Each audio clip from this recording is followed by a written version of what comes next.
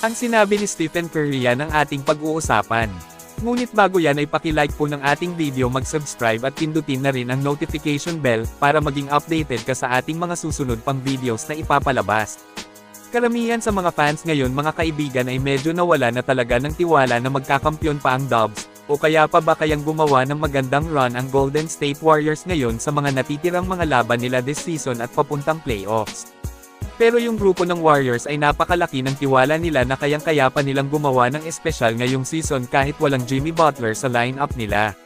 Well, nakita naman natin sa naging debut nitong si Porzingis sa Dubs na kayang-kaya talaga nilang talunin ang kahit anumang grupo kapag nakabalik na si Steph Curry sa lineup ng GSW.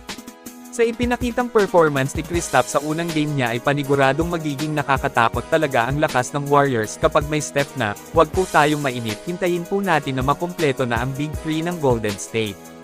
At may Seth Curry pa at take note rin mga kaibigan, kulang pa sila ng isa sa kanilang roster, yan din ang aabangan kung sino ang kukuhanin nila. Ang deadline ng buyout ay sa March 1 pa po. Kaya tingnan na lang natin kung ano ang magiging aksyon ng Warriors. Ang greatest shooter sa kanyang latest interview mga kaibigan ay sinabi nito na talagang gusto na niyang magbalik laro, yun nga lang alam naman nga natin na sumasakit pa rin yung kanyang tuhod base sa mga reports.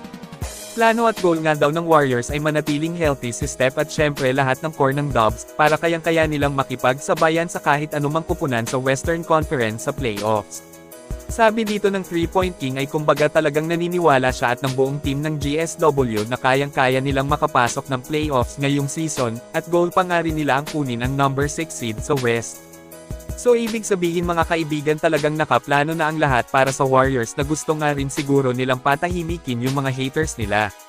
Kung saan sabi nitong si Kendrick Perkins ay wala na nga daw pong tsansa na madagdagan pa ang kampyonato ni Curry, sinabing tapos na daw ang lahat para kay Steph at sa Warriors.